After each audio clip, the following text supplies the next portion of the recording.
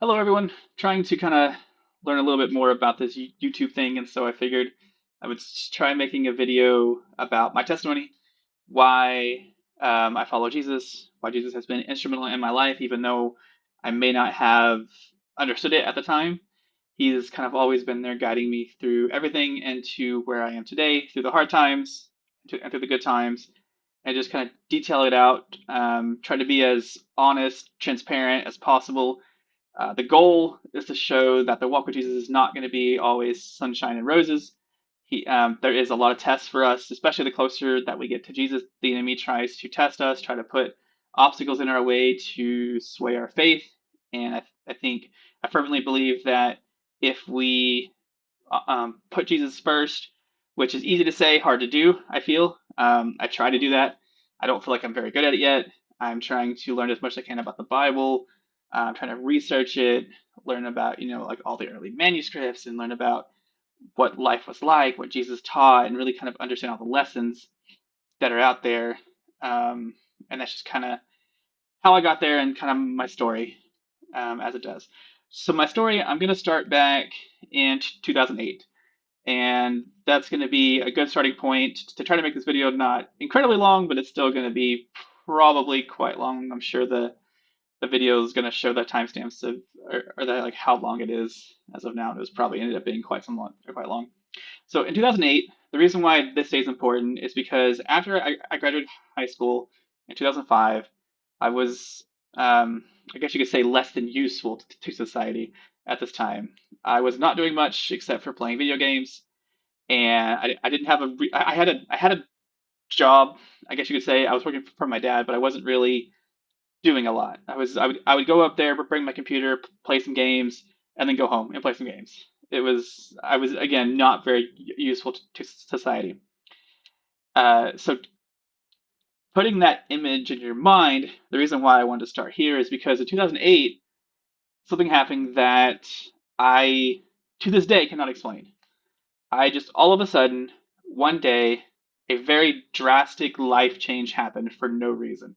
By no reason, I mean I had not changed my habits. I had not researched anything, looked at anything.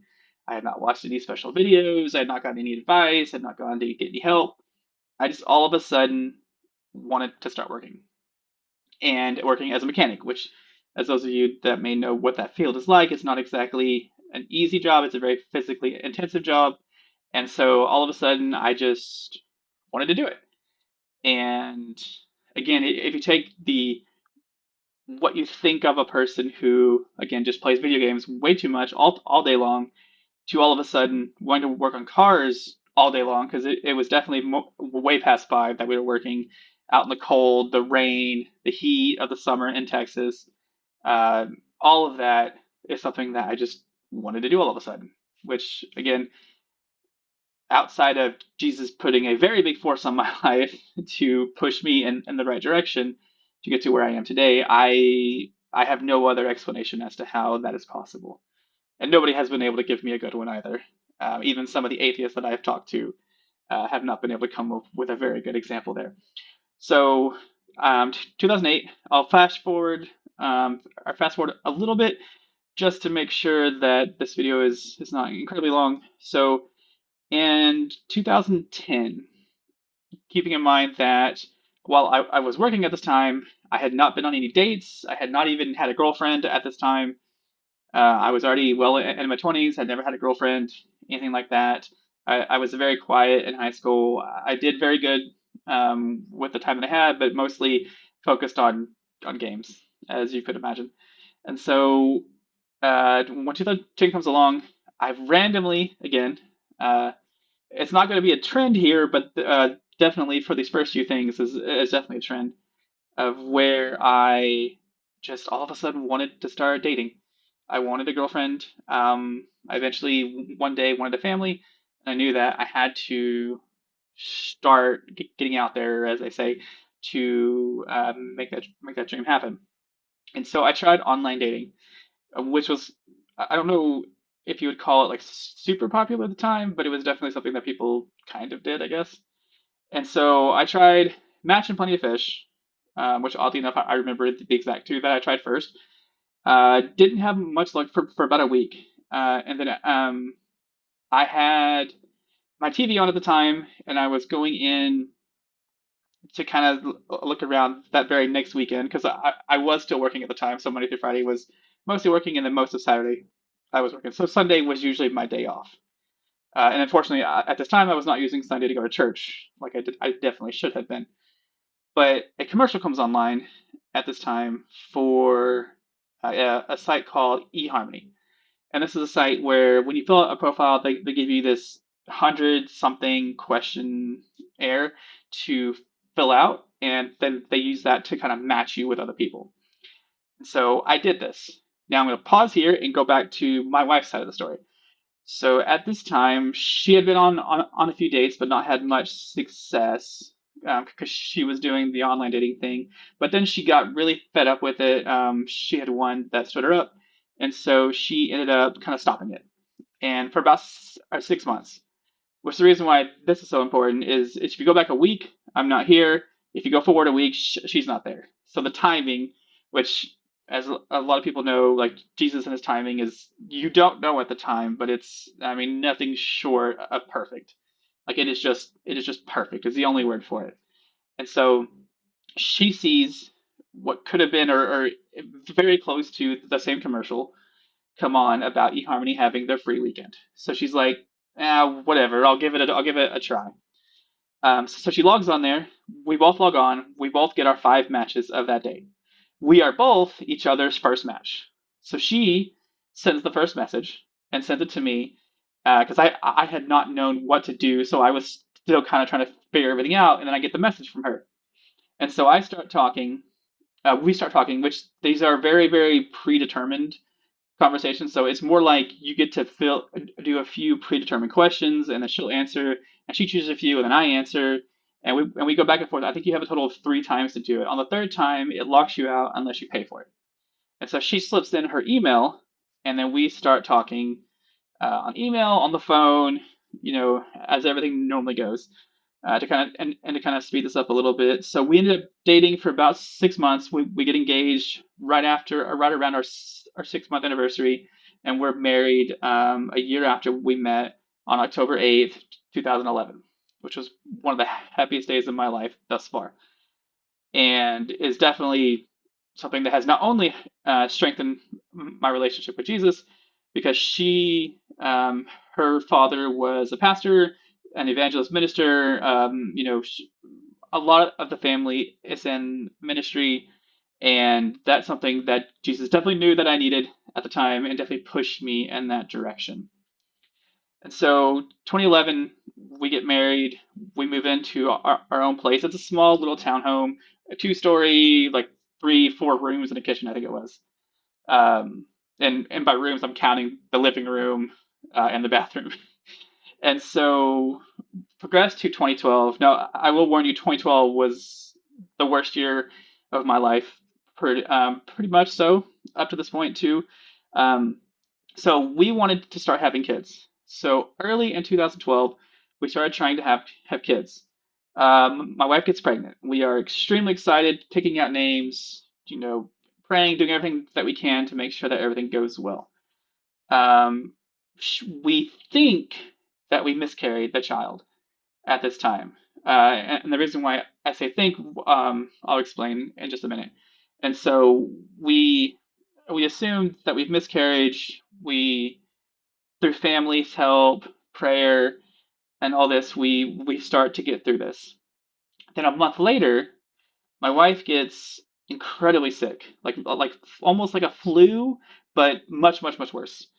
And so she is faint. She cannot stand up on her own.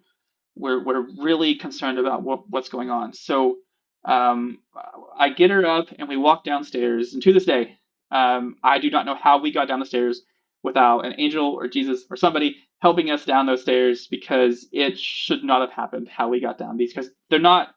It's not just a straight shot. You go down and it curves a little bit. And so how we got down those stairs when I was just carrying her on one of my arms is I do not know. Because then we come to the couch, and as soon as we get to the couch, she blacks out, completely passes out. Um, I call my parents, who are very close. We end up calling the ambulance. The ambulance comes and gets her. They check her blood pressure, which I know the rough numbers were like 93 over like 60 or 70, something like that, which I'll explain shortly why that is. So they get her in the ambulance. They're incredibly professional, as they always are, and they take her to the hospital. We get her there, and her blood pressure is still there, and they're struggling to get her medicine because they can't get pain medicine unless her top number is above 100, I believe. Don't quote me on the fine details, please. And so they're working through that. I feel extremely helpless at this point. There's nothing I can do. She is in a ton of pain, and I'm just there praying. Our families come up. We're trying to figure out what to do. The doctor gets there, they finally get her blood pressure up enough through giving her blood to give her the pain medicine, which thank the Lord that helped a ton. And then when they get her back, they realize that she had had what's called uh, an ectopic pregnancy, which to save all the details, essentially when the baby was coming down, the tube, it got stuck and embedded in the tube. And so when it gets embedded in the tube, it grows and grows and grows and grows until it ruptures the tube. She ended up losing a third of her body's blood. And by the grace of Jesus, how we got down those stairs again, I'll never know. But it ended up working out. They get everything repaired, they get her blood back to normal, and she spends a bit recovering. I think it's like a month or two recovering, and then life kind of goes back to somewhat normal. I'm still working, she's still working, and we're just living up our kind of newlywed still life in the little townhome that we had. Fast and then so at this point we we take a slight break from trying to get pregnant just to let her recover. About 4 or 5 months later, in the fall, we end up getting pregnant again. Unfortunately, that was a very quick miscarriage, and at that point, we decided to take a little bit of a break. Also in the fall, my mother gets diagnosed with stage 4 non-Hodgkin's lymphoma or cancer. Um, and that was a lot as well going on during all this time. I go up there, we're spending time with her, talking to her in the state that she's in. She's not really talking too much at this point, but she does end up recovering from this one. She gets into remission. The cancer goes away, or so we had thought. And so that was great. We talk about how she's going to regrow her hair and kind of, get back on her feet and everything. But unfortunately, as terrible as cancer is, it came back 3 months later in extremely aggressive format, and uh, I still remember it was only 2 weeks from the time that we knew that the cancer was back. We knew how aggressive it was to her passing away, and it was right before her birthday in 2012 when she ended up passing away. And that was an incredibly hard time, adding up everything that had gone on that year. With this, my wife was extremely supportive during this time, helped me through so much with this, and just kind of getting back, trying to stay on task. We were praying together, trying to get everything back to some form of normalcy.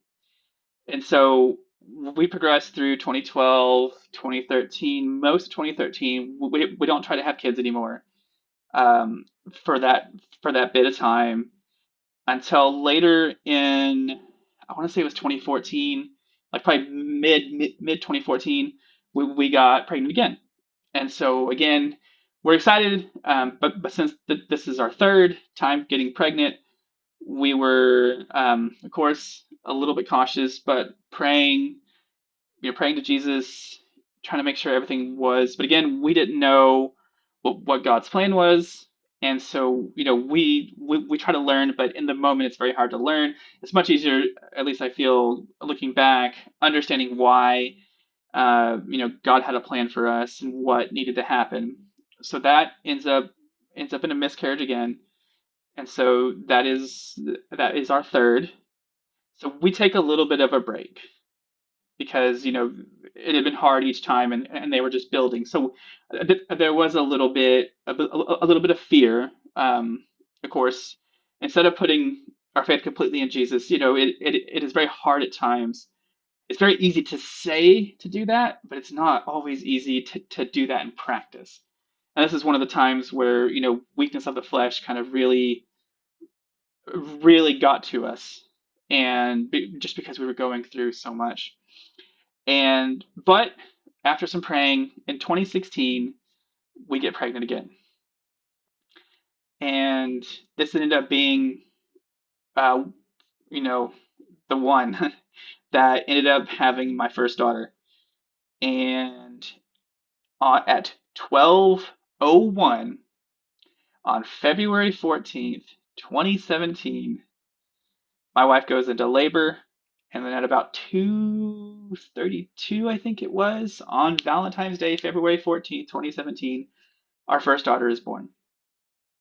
And to say we were overjoyed and excited and amazed and just so thankful to God for our miracle baby, our rainbow baby, is an understatement. There was so much emotion going on. I definitely cried way more than I probably have on just about anything. Um, we go through new parent stuff. We don't know what to do. We don't know what's going on. We go through that, and we're just so thankful to Jesus for her. We start going through that, and just all the amazing things of a new baby. If you have kids, she was hitting every milestone, everything that is going on, and it was so magical, so amazing. I still remember a lot of things. I mean, and a lot of mistakes on the way, as you do as new parents. Like, I would love to say that I knew everything that I needed to do from day one, which is just the farthest thing from the truth. We still are making mistakes to this day. I'm sure there are things I will do in the next coming days that'll probably be a mistake, and it's just you learn as you go, and you just pray that Jesus to guide you and try to push them towards Christ as much as we can to set them up for as best of a life as we can. And so 2017, amazing year. We wait about a year and then we go to try again. Um, and because we had just had our oldest, we waited about a year, and then because we've always wanted to have at least two. That was our thing. Like, we originally, my wife was like four. And then we go through all this, and we're like, okay, maybe two to three, just because of everything that we had gone through. Unfortunately, when we try after my first daughter is born, we have a miscarriage again. And this one was a very quick miscarriage. Uh, Unfortunately, at this point, not to say that you're used to it, but it's still incredibly hard. We're praying. I mean, it's so much going on, and it's very hard to know what the proper reaction, I guess you could say, is to it. But we go through that, we process it, and then we start to move forward again because we still have a little one who is extremely adventurous, extremely social.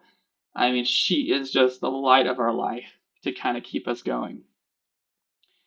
And so, right before COVID happened, we get my wife gets pregnant again. And this time, praise praise Jesus, everything goes, everything works. I guess you could say. I'm not very good at the terms, sorry. Um, and so COVID hits.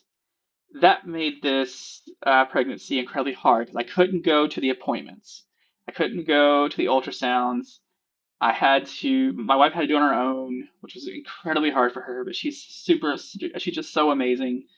She was able to get through all of that, get through all the appointments, make sure the baby, she's doing all the stuff that mothers have to go through, which is just incredible, amazing, incredibly difficult job that mothers have, and also taking care of the oldest when I would go to work or whatnot. And so on November 3rd, 2020, which ended up being election day, so that was very interesting in the hospital. Our second daughter is born, and it was just so amazing all over again. Like you get a little bit more prepared. Like I remember when my first daughter was born, they would they put her on her side, and this nurse just gets her full hand and just starts going bah bah, and I'm like panicking, freaking out, like what's going on? And the other nurse, I guess, saw my face go, crazy, and she's like, "Don't worry, that's completely normal. They're just getting all the fluid out and all this stuff." So when you have the second baby, you're kind of ready for it, and it was a lot smoother, a lot faster, a lot easier for my wife. She says that to this day, and so our second baby is born. Now, fast forward about I'd say about 3 years, and my youngest has not started talking yet. And this is the part that I was kind of wondering if I was gonna attach to this or not. But like I'm here, I'm sharing. I might as well just share everything and put this out there on the internet, I guess you could say. And it ends up happening. So she's not talking. She ends up becoming nonverbal, and by the time that she's 3 and 4, and now 5, and so we're obviously confused. We have some amazing people at a church nearby that we ended up talking to, and they told us a few things about something called autism and ways to get her tested to see, because that way then they can put her in certain programs to allow her to, start to grow and really kind of help her get to where she can talk and all this. And so we get her evaluated, and the evaluation is a 2.5 hour with many people going in and out of the room with the child, and they ended up figuring out that she is incredibly intelligent, which we already knew, of course, and that she does have autism, and she's on the spectrum. I believe I'm still learning the terms, but I think high functioning autism is what she has. And so we ended up, after getting her diagnosed, we have her enrolled in the early childhood special education program at a local school here where we live. And that is something that has been a lot of prayer for us, because that actually, her first day is in 2 days from the time that I'm recording this on the 4th of January, 2026. And so we are extremely excited, nervous, anxious, and just we are just putting it in Jesus's arms, putting her in Jesus' arms, and just praying that you know Jesus will guide us where we need to go, how we need to do, or what we need to do, and allow us to progress as we learn more about this. Because I'm a person that tries to study probably too much about certain topics, and all that, which is what I'm going to try to do with this channel, but I'll get to that in a second. And so here in 2 days, we are going to be extremely nervous, extremely anxious, but we have been praying. We know that God is in control, that Jesus is here. He is gonna guide everything, guide our teachers, guide us, guide her, and we are just trusting in Him in the path that He has put us on to help her progress, help her learn, help her grow, and help her just become the most amazing person that we know that she can be.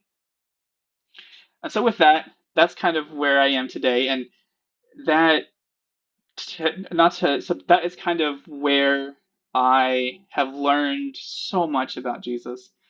And I have been reading the Bible. I have been studying. I've been listening to apologetics, listening to people like Wes Huff and God Logic, and just all these amazing people talk about the Bible. And I have found a fascination for it.